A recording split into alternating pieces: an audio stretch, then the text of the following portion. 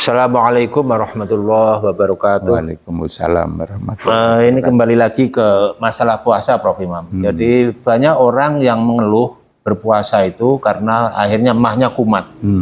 Terus kemudian sakit kepalanya kumat. Gitu. Macam-macam lah keluhannya karena itu berlapar-lapar itu menurut mereka yang percaya bahwa itu menyebabkan sakit gitu loh. Padahal menurut Nabi ya kalau itu sabda Rasulullah itu summu tasihu. Jadi berpuasalah sehat gitu loh. Lah ini kan bertentangan. Ada yang mengatakan pada umumnya publik mengatakan ya orang-orang tertentu tidak bisa berpuasa karena memang ada jalan keluarnya kalau tidak bisa membayar fidyah gitu. Tetapi kan apa benar sebenarnya berpuasa itu menjadi sakit gitu loh para imam. Coba dijelaskan Pak Imam. Assalamualaikum warahmatullahi wabarakatuh. Waalaikumsalam. Ya yang berkembang di masyarakat seperti itu Mas Habib. Biasanya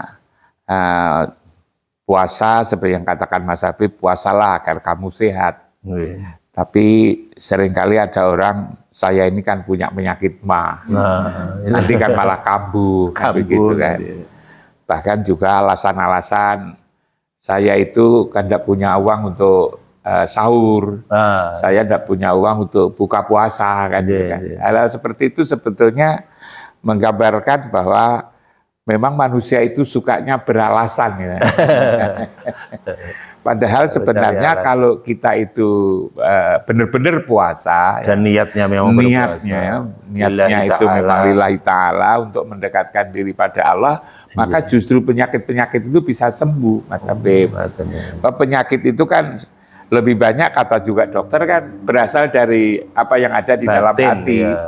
Sementara berpikir cara berpikir, cara merasa. Ya, cara merasakan. Cara menghidupkan nikmat yang ada di dalam dada itu, menghidupkan rasa yang di dalam dada ini. Kalau yang mengemudi tubuh kita itu sehat, maka sebetulnya semua mobilnya akan jadi sehat. Problemnya pengemudinya ragu.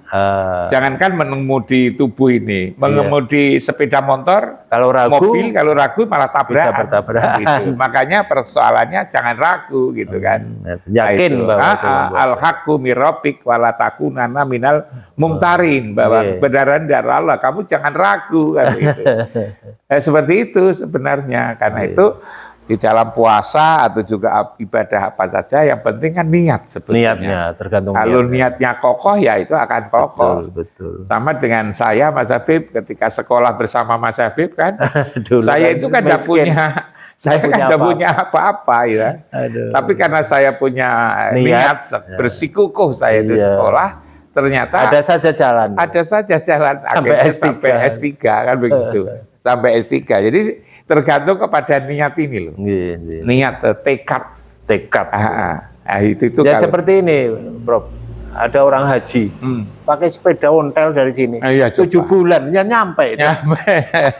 Itu kan karena masuk logika. Karena itu karena niatnya itu sebenarnya. Nalarnya nggak nyampe. Jadi kalau kita itu yakin akan ditolong oleh Allah dan Rasulnya, maka insya Allah kita sehat semua. Persoalannya adalah bagaimana dia itu memasang niat itu yang sungguh-sungguh. Itu kalau menurut saya. Kalau gitu puasa itu boleh berolahraga ya? Mungkin tidak terlalu berat. Ya puasa itu sebetulnya kan siapa yang berpuasa Mas? Yang berpuasa itu kan mukmin. Mukmin itu kan kepercayaan Allah yang ada di dalam dada ini. Yang dipuasakan kan juga bukan hanya sekedar mencegah makan minum hubungan suami istri. Kalau itu sebetulnya ringan banget. Ringan itu ya. Puasa itu yang berat itu adalah mempuasakan hawa nafsu, dunia setan yang ada pada diri kita masing-masing ini. Yang paling berat itu yang berat. Sedangkan yang mencegah makan minum hubungan itu hanya teskis saja sebetulnya. Apakah dengan dia lapar, apakah dia haus, mampu enggak? Sebab orang biasanya kalau lapar kan cepat marah. Betul. Cepat tersinggung ini kan. Nah ini sebetulnya yang dipuasakan itu kemarahan, ketersinggungan gitu kan. Ya kalau olahraga tentu kan tidak ada yang batalkan puasa. Malah disuruh olahraga begitu itu. Iya. Tidak ada masalah. Boleh berenang, boleh main tenis, saja. cuman jangan terlalu jangan terlalu lama atau berat. Iya, lama kalau kuat juga tidak apa-apa sebetulnya itu.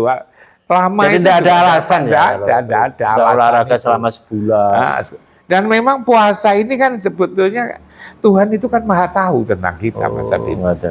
Kalau memberi beban kan tahu bahwa manusia itu sebetulnya mampu untuk melaksanakan tugas itu. Tidak ada alasan. Allah sudah tahu. Allah itu tahu yang zahir, yang batin, yang kamu tampak mau yang tidak tampak itu tahu sebetulnya itu. Yang justru tidak tahu itu kita sebetulnya. Oh, nggak tahu. Nah, karena itu ya silahkan aja. Kalau memang mampu kuat, iya, nanti dengan niat yang kuat, insya Allah tidak masalah berolahraga, tetap sehat. Tetap sehat. Karena ada banyak teman-teman kita itu, wah kalau udah olahraga nanti tidak sehat gitu. Tapi kalau olahraga lapar gitu. Enggak, tergantung niat. Tergantung kepada niatnya. Kalau niatnya mampu, ya itu ya mampu, Mas Habib. Kalau niatnya itu ragu-ragu, ya ragu-ragu. Tergantung kepada bagaimana itu awal kita dari penyakit itu. Awal daripada penyakit itu kan. Saya kira seperti itu, Mas Habib. Matur nuwun sangat Prof. Imam. Jadi tidak usah panjang-panjang ini karena puasa mungkin. Panjang juga boleh. Boleh jumlahnya, cuma kadang-kadang tidak akan mengganggu puasa kita ya Pak. Dengan membuat video seperti ini. Tapi kalau itu sudah jelas kan, untuk ya, apa diperpanjang. Iya, saya kira jelas ya puasa saya itu ingin menegaskan tidak akan menyebabkan sakit. Tidak, jadi yakinlah itu. Puasa itu sebetulnya siapa yang dipuasakan, siapa yang berpuasa. Yang berpuasa itu adalah mukmin, iman yang ada di dalam dada itu, yang sifatnya ruhania. Maka yang dipuasakan juga hal yang sifatnya ruhania pula. Apa itu adalah penyakit hawa nafsu nih. Hawa nafsu dunia setan itu yang dulu saya katakan jumlahnya ada 17 jenis itu. Itulah yang makanya yang dipuasakan. Maka penyakit-penyakit hati itu kan namanya setan. Maka ketika puasa setanmu supaya dibelenggu. Yang membelenggu itu ya yang puasa itu sebetulnya. Kok lalu ketika masih ada orang nyuri, ada orang bohong, nipu, kok belum berpuasa. Bulan puasa kok masih ada orang bahkan dia nyuri. Berpuasa karena ya sebetulnya yang belenggu itu ya kamu itu belenggulah penyakit hatimu. Dan dengan membelenggu penyakit hatimu itu mudah-mudahan kamu menjadi orang yang bertakwa. Tapi kalau yang kamu puasamu itu hanya sekedar mencegah makan dan minum, hubungan suami istri di siang hari, maka dikatakan hadis Nabi kam min soimin laisa lahu min siyamihi ilal ju wal atos. Banyak orang berpuasa tapi tidak mendapatkan apa-apa dari puasanya kecuali lapar dan dahaga. Tidak dapat apa-apa.